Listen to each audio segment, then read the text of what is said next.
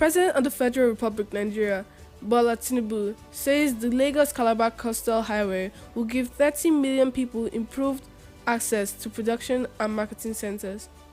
Speaking during the flag of the 700-kilometer Lagos-Calabar Highway project and several others to commemorate his first year in office, he stated that the road will provide direct employment for economic opportunity for millions is being opened on the next 10 benefits of the Lagos-Calabar Coastal Highway during the period of construction.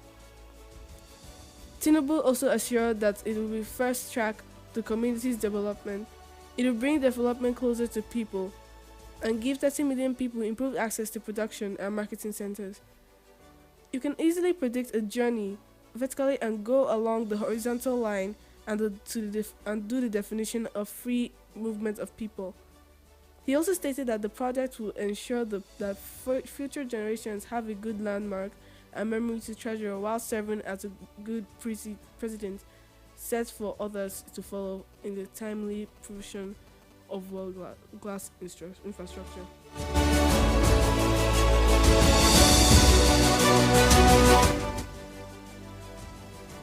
Today is my day to brag. Whether you like it or not, you are here. And the hope is here.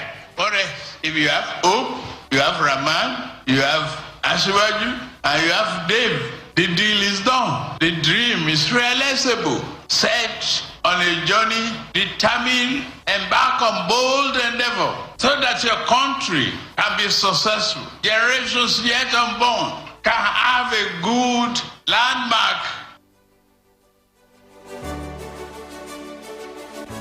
Zamfara Governor Lawal inaugurates projects to mark 1-year anniversary.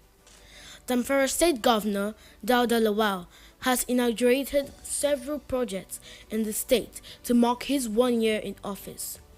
Speaking at the commissioning of the Al-Majri Integrated Quran Education Center, the governor indicated that the school was aimed at properly integrating the students into the social and discouraging them from vices. Effectively. This is even more critical in these contemporary times when children are exposed to all sorts of hazards, including indoctrination into groups that pose challenges to our communities. The system will therefore mainstream the Arabic schools curricula, integrating them with both Islamic studies as well as Western education.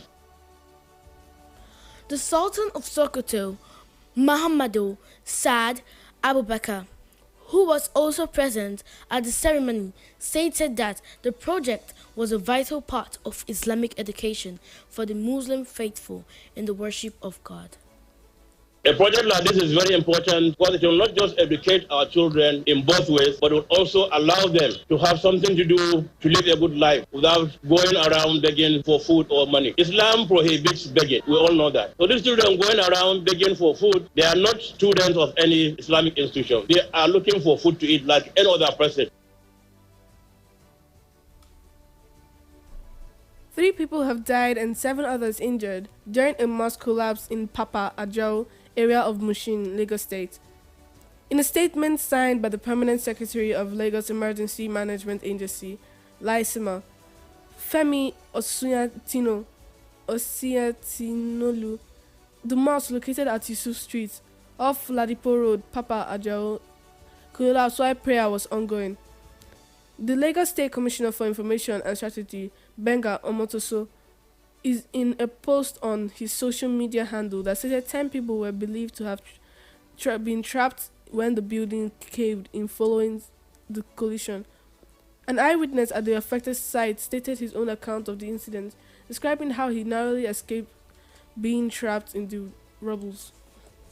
So around 1:10, I came to mosque to come and pray. Okay, while I was walking down this side of the mosque, so the guy that was using the forklift, trying to excavate the gutter, he has already dug the gutter, even past the mosque. But when I was going, I saw him that thing actually touched part of the building. And I was trying to question that, why this guy is getting near to the mosque. But because he was also talking to the engineer on what to do, he didn't pay attention to us. So my own intention is that let me go and pray and come back. I'll still come and meet them. That this thing is already getting to the the mosque. So we were praying. We started the prayer 1:15. So we prayed till 1:20. By 1:20, I'm trying to also make additional prayer. Then we just discovered that part of the, part of the tiles is being given way. It's giving way. So somebody called our attention. And I said, okay, let's take this other side of the mosque and quickly go out. The next thing that we are hearing is everything just came down to us. Luckily, it's just two opening. One to the, the generator side, then one to the back side. That's how you can see me here now talking to you. Otherwise, somebody like me would have gone to.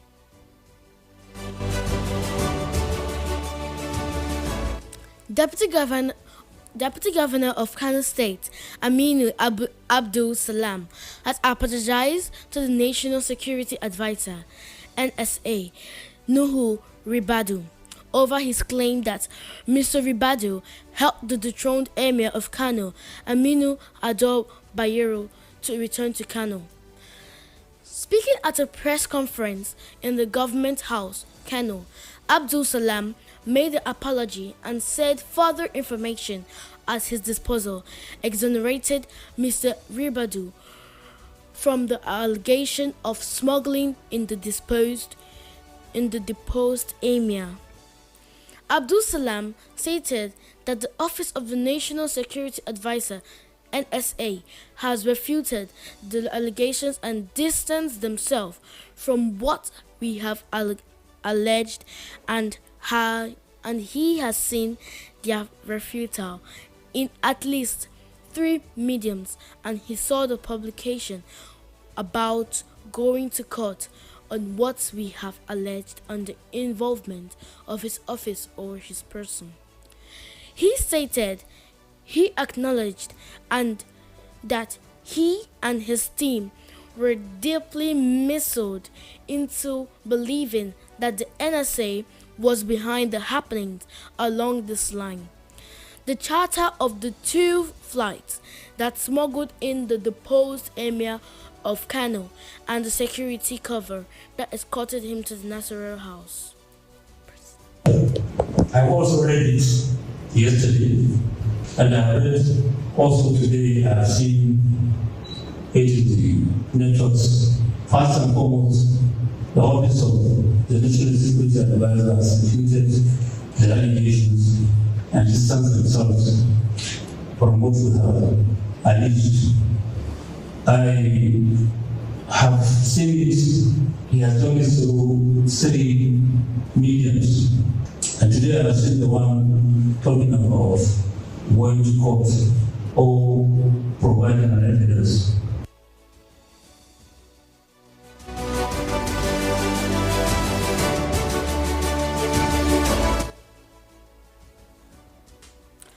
Some residents of Gaya protest over the decision of the Kano State government to dissolve the Gaya Emirate. The protesters, who were said to have taken to the streets of Gaya, condemned the action of the state government and the State House of Assembly. The protesters carried placards with various inscriptions and chanted anti-government songs.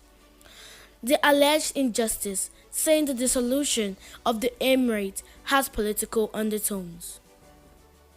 We are all here, as you can see, Kano State people are gathered out to show their unhappiness about what state government have done. No, as generally, Kano State people needs the Pipe Emirate to be stands as Emirate. That I want justice to be happening in Kano State in the Emirate Council, because God knows that our Emir, Alhaji Aminu Ado Bayero, it doesn't make any problem for him. He cannot create there's a problem for him. Kano State governor cannot say that there's one problem that created since Aminu was in Kano Emirate Council. We are having a peaceful demonstration in Kano. Our advice is strongly on the dethroned Emir Alhaji Aminu Ado Bayero to quickly vacate Kano State. Even if he's going to claim his right, he should leave Kano, and then whatever may come later, you take it in good faith. But he should accept this is from God and leave Kano State. You're still listening to Rapid 96.5 FM News at 12. Up next is foreign business and sports stories. Stay tuned.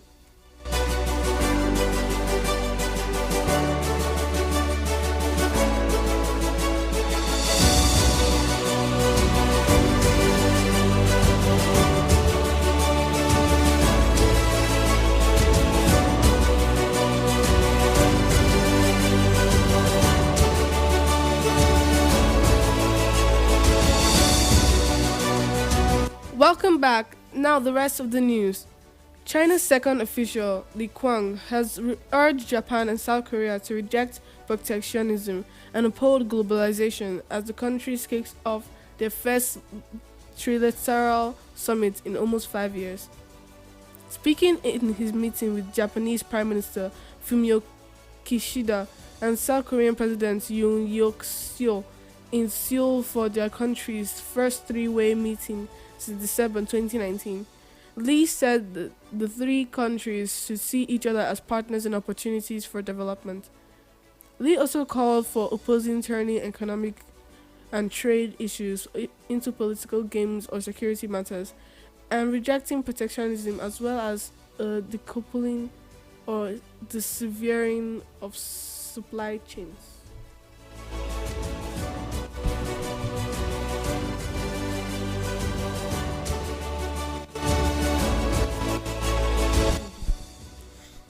The federal government has promised accelerated completion of the 278.3 megawatt Egbema power plant in Imo State, saying it is currently 7% completed. Speaking during an inspection visit to the power plant, the Minister of Power, Adebayo Adelabu, commended the Governor of Imo, Hope Uzodinma, for his dedication to collaborating with the Niger Delta Power Holding Company to complete the power project in the state.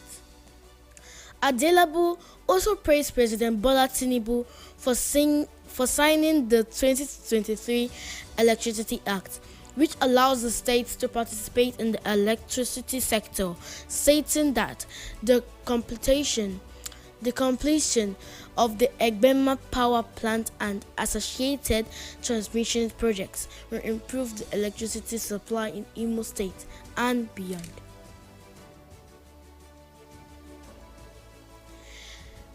Rosemary Chukwuma and Tima Godbless punched their tickets at the National Collegiate Athletics Association regional finals. African U20 Championships gold medalist Chukwuma qualified for the Olympics in style as she set two other milestones during her race. She ran a personal best of 10.88 seconds plus 1.2 to lower her school record in the 100 meter and also became the second fastest Nigerian woman all time behind Blessing Okagbare, who is a former volunteer assistant and master's degree graduate from the Chukwuma School, Texas Tech. She shaved 0.11 seconds of her PB set in 2022, beating the Ariane Linton, who was second in 11.07 seconds PB, and Jasani Carter in 11.09 seconds. Similarly, God Bless, who was part of the women's 4x100 meter relay team that qualified Nigeria for the Olympics at the World Relays in the Bahamas, also powered to a new personal best of 11.03 seconds plus 0.5 and punched two tickets at once, one to the NCAA championship and an Olympics qualifier.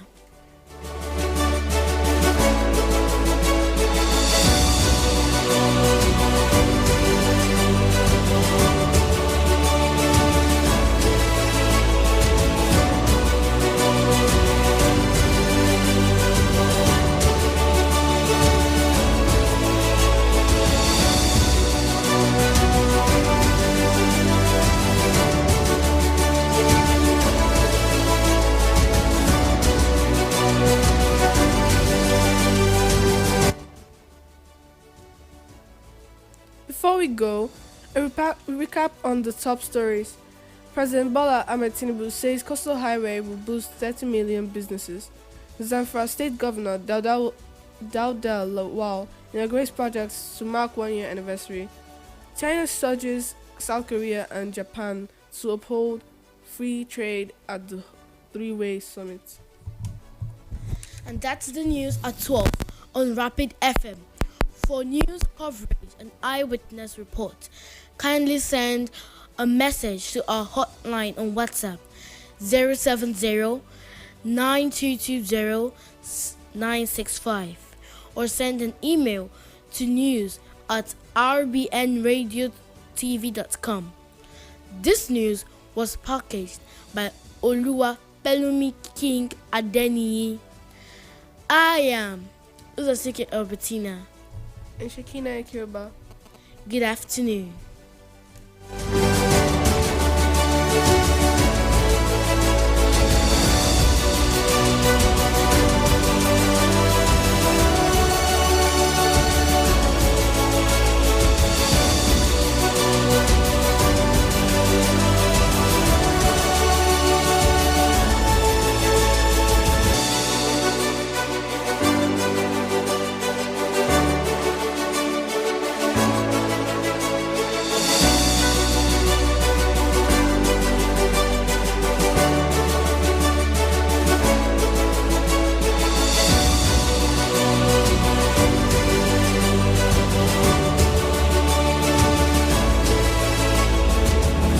In your ears, all day long and all night. 24/7 radio. We are 96.5 Rapid FM. It's time to crank it up. We are turning it up on Rapid FM 96.5.